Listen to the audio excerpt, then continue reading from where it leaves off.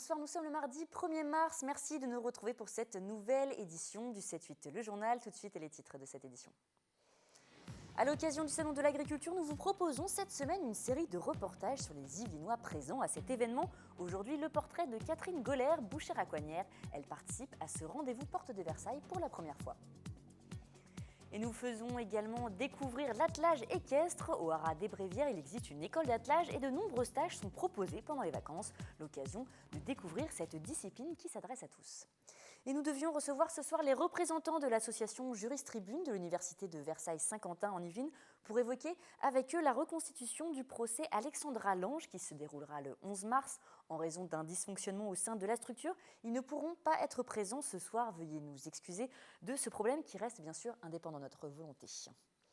Et depuis 3 heures ce matin, l'ensemble des salariés du site XPO Logistique sont en grève à Trappes. Ils manifestent contre une nouvelle organisation de la logistique avec un groupe de grande distribution annoncé par la direction la semaine dernière. Pour l'occasion, un intersyndical a été créé hier. Il regroupe Force ouvrière, la CGT, la CFTC, la CGC et la SAP. Cette nouvelle organisation représenterait une perte de 50% du volume traité par XPO Logistique. Les syndicats demandent donc l'arrêt immédiat du projet. Selon les délégués syndicales de la CGT, environ 130 postes pourraient être supprimés. Écoutez ces précisions recueillies au micro de Camille Lambert. Forcément, moins de volume, moins d'effectifs derrière. C'est ça notre crainte. Notre crainte aujourd'hui, c'est ces pressions de poste. Et là, on est là aujourd'hui pour montrer à la direction qu'on est déterminé, qu'on va tout faire pour sauvegarder l'emploi de nos collègues. Ça peut durer une semaine, ça peut durer comme ça peut durer 2 semaines. Si aujourd'hui on a des réponses satisfaisantes, on reprendra le travail demain. Mais pour l'instant, on n'a toujours pas de réponse et on est déterminé d'y aller jusqu'au bout. Et nous avons bien sûr contacté XPO Logistique. Dans un communiqué, un porte-parole affirme que, je cite, « le dit client, un grand groupe de distribution lui a fait part de sa volonté de faire évoluer l'organisation logistique de son activité multiformat en Ile-de-France. Cette évolution inscrit la collaboration de longue date entre ce client et XPO Logistique dans la durée. Les niveaux d'activité qui sont confiés à XPO Logistique seront maintenus à des niveaux proches de ceux actuellement traités par ses équipes. Le groupe poursuit actuellement ses échanges avec son client pour travailler ensemble à la définition de la future organisation de l'activité. Il a invité ses collaborateurs en grève à reprendre le dialogue. Et chaque année, l'Assemblée nationale rend public sur son site internet l'utilisation faite par les parlementaires de leurs réserves financières, ces fameux 130 000 € que chaque élu est libre d'utiliser pour soutenir associations et entreprises de son choix. Ainsi, on apprend que l'Université de Versailles-Saint-Quentin en Yvelines a reçu 20 000 € de Valérie Pécresse lorsqu'elle était encore députée et 20 000 € supplémentaires de Benoît Hamon. Quant à Henri Guénaud, député de la 3e circonscription des Yvelines, il a versé 15 000 € à l'association Rêve qui aide les enfants hospitalisés. On pourrait aussi citer les 8 000 € de François Demazière, député sur la circonscription de Versailles pour le club de handball de la commune, ou encore les 1 000 € de David Douillet pour le bowling club de plaisir. David Douillet, député de la 12e circonscription. Tous les chiffres sont bien sûr à retrouver sur le site internet de l'Assemblée nationale.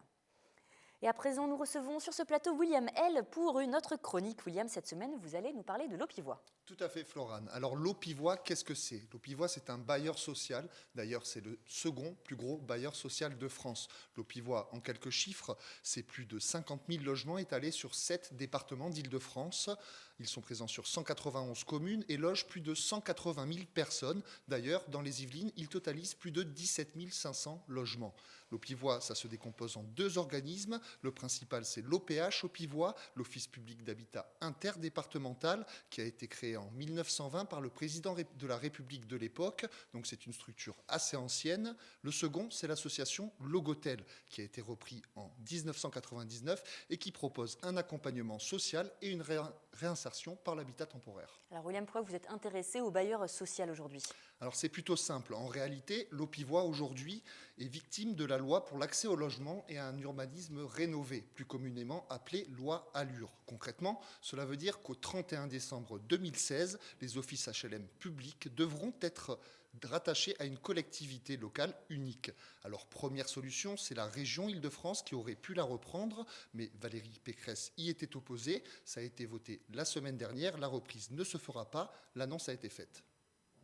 Le sort de l'eau pivoine ne dépend pas de la région, il dépend et il est de la responsabilité de l'État. C'est l'État qui a pris ses responsabilités en rédigeant une loi Allure qui a tenté à un moment de forcer la main de la région et de l'obliger quasiment à reprendre l'eau pivoine. Le rôle de la région, c'est d'impulser une politique, d'aider, par exemple, les franciliens qui le souhaitent et qui le peuvent à devenir propriétaires, d'impulser une véritable politique du logement en cofinançant du parc locatif social. L'ambition de la région n'est pas de de constituer un patrimoine immobilier. Alors si j'ai bien tout compris, c'est surtout une difficulté d'accord entre l'État et les collectivités territoriales. Tout à fait, Florane. Ça, c'est l'une des raisons. L'autre raison, c'est surtout la dette de l'eau pivoine. Une dette qui s'élève à plus d'1 milliard d'euros et surtout une dette dont personne ne veut. Alors quelles seraient les solutions dans ce cas ? Justement, on est au cœur du problème aujourd'hui, puisque le Conseil régional d'Île-de-France ne reprendra pas l'eau pivoine. Le bailleur ne peut plus continuer à exister sous cette forme, c'est-à-dire qu'il sera certainement dissous et chaque département devra se débrouiller seul de son côté, soit en trouvant un bailleur privé, soit en passant par un office habitat départemental, comme c'est le cas pour le Val d'Oise avec Val Office Habitat. Problème, dans les Yvelines et dans l'Essonne, il n'en existe pas. Alors, les présidents des 2 conseils départementaux avaient envisagé la création d'une structure il y a quelques mois. Nous avons contacté l'eau pivoine ainsi que son président Pierre Bédier, qui pour le moment ont refusé toute demande d'interview sur le sujet. Nous avons par contre rencontré un administrateur et représentant des locataires de l'eau pivoine dans les Yvelines, qui nous a fait part de ses craintes quant au devenir de la structure. À l'échelle des grands groupements comme Pierre Bédier est en train de faire avec l'Eocène, avec le GPSO, pourquoi pas se doter d'un outil de 80 000 locataires? Je ne comprends pas. D'un côté, on favorise les regroupements intercommunaux, on favorise les grosses structures, les hyperstructures, et une hyperstructure comme pouvait l'être l'eau pivoine, on la casse. On la casse pourquoi? Parce que les conseils départementaux veulent leur office, veulent leur petit précaré, veulent gérer de la gestion locative, du logement social. Nous, les locataires, au sein de l'eau pivoine, on ne nous informe pas. Donc ce que je souhaite moi, c'est qu'on soit informé, qu'on soit associé au processus décisionnel et pas comme c'est fait actuellement, où on nous associe strictement à rien. Donc ce dont on se rend compte, c'est que les locataires, du moins ce que demandent ce représentant, c'est de pouvoir donner leur avis dans les décisions qui vont être prises et surtout d'être tenus au courant de ces décisions. Les locataires qui seront les premiers impactés par les changements, nous sommes d'ailleurs allés en rencontrer quelques-uns. Non, je ne suis pas inquiet parce que ça va bien être repris à un moment ou à un autre, ou séparé, ou il y aura bien quelque chose. Si c'est incertain, je ne sais pas ce qu'on va devenir, ça va être encore pire, ça promet. Moi j'ai aucune appréhension par rapport à ça, parce que de toutes les manières, que ce soit l'eau pivoine ou un autre bailleur, ça sera toujours la même chose. Les bâtiments seront toujours là, les locataires aussi. On aura toujours notre travail à faire, à effectuer, que ce soit moi, gardien, ou même mes collègues chargés de clientèle, responsables de site et autres cadres. Eh bien, ils n'ont pas l'air vraiment inquiets, William.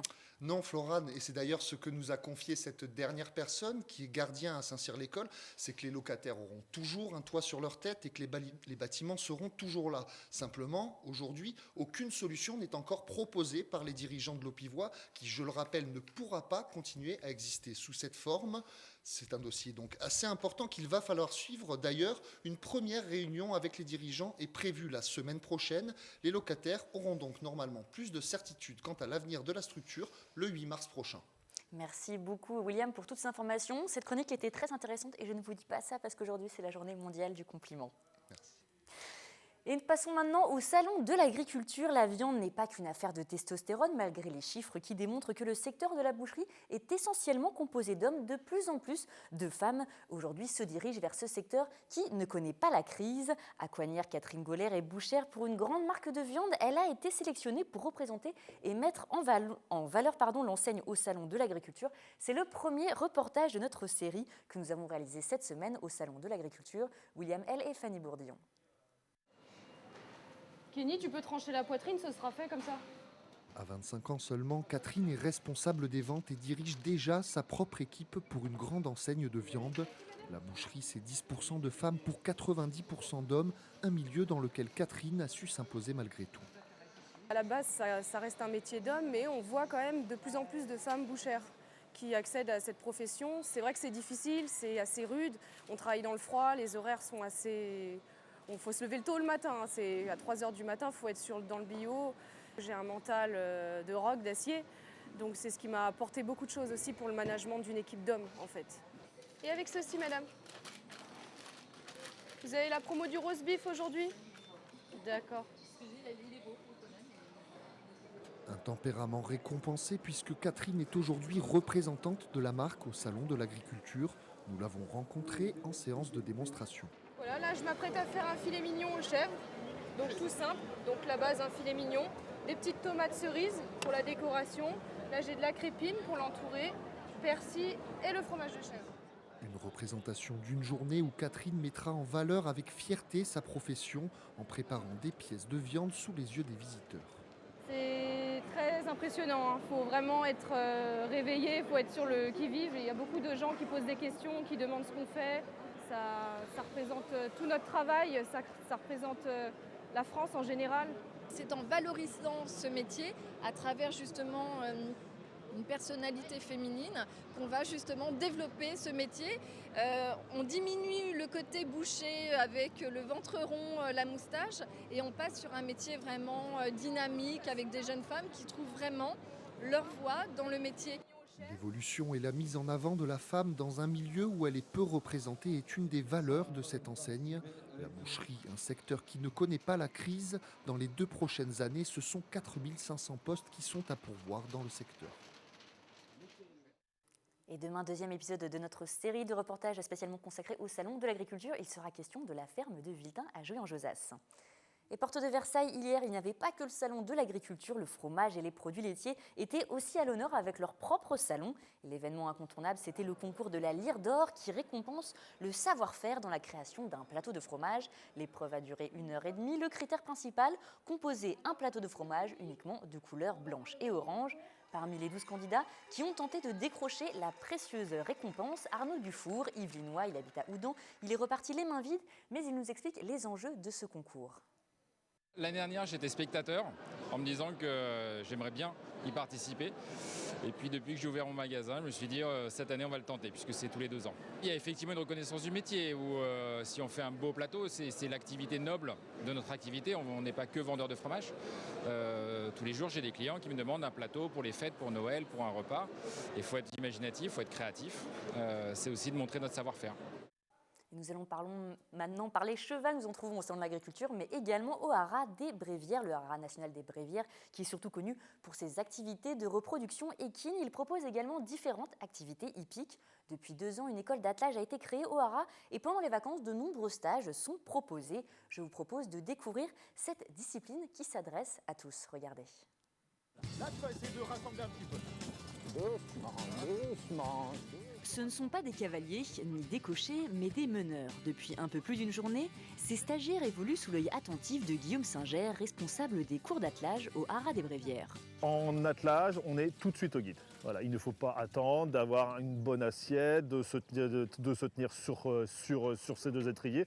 Là, on s'assoit dans un siège, on a les guides, on pilote son cheval tout de suite. Mais avant de s'essayer au galop, le meneur doit préparer son attelage. On met au cheval un harnais composé d'une sellette, d'un collier, d'un mantelet et de brides. La pièce principale, ce sont les guides, de longues rênes qui vont permettre de diriger la monture. Ça, c'est la position de base. Ensuite, position de base et aide. Et on met toujours le petit doigt avec les autres. Parce que là, comme ça, c'est un réflexe de cavalier. Jérôme apprend à ses stagiaires comment conduire les chevaux avec les 2 guides. Un peu d'entraînement pour savoir mener au carré, puis il ne reste qu'à attacher la voiture et se rendre dans la carrière.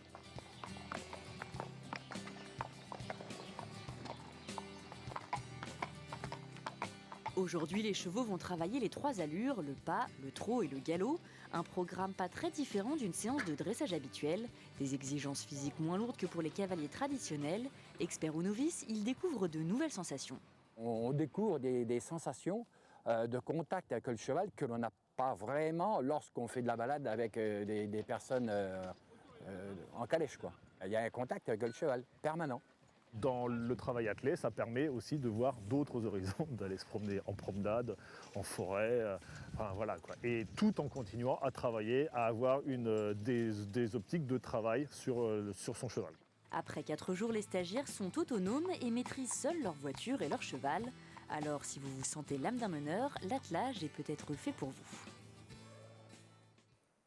Et si pour les vacances d'hiver, vous appreniez à créer votre propre jeu vidéo, c'est ce que propose la ville de Guyancourt pour les jeunes de 11 à 17 ans. Aidés du logiciel Codu, ils sont une douzaine à programmer leur propre univers ainsi que leurs personnages codés avec Codu. De quoi laisser place à l'imagination. Un reportage signé Camille Lambert.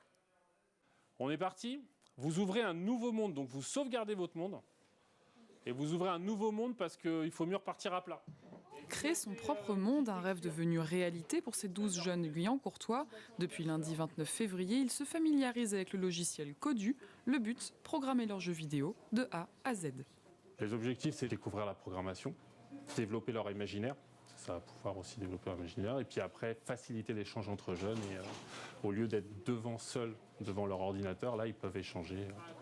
Modeler un terrain, construire un personnage ou imaginer des labyrinthes, autant de possibilités faciles à réaliser grâce à une interface ludique. Tout est beaucoup plus simplifié au niveau du mapping et des programmes en fait. Du coup, c'est vraiment plus accessible aux plus jeunes. Ça nous apprend un peu à programmer, à comprendre le jeu vidéo. C'est bien parce que si on fait ce métier plus tard, au moins on saura déjà comment on pourra faire. Les apprentis concepteurs de jeux vidéo ont encore la journée de jeudi pour se former. Le logiciel est gratuit, ils pourront donc repartir chez eux avec leur univers et continuer à laisser libre cours à leur imagination. C'est la fin de cette édition. Merci de nous avoir suivis. Restez avec nous. Tout de suite, vous avez rendez-vous avec Nicolas Kirillovitz et ses invités pour le 7-8 Société. Thème du débat, un monde agricole en crise. Je vous dis à demain pour un nouveau journal. Je vous souhaite une excellente soirée.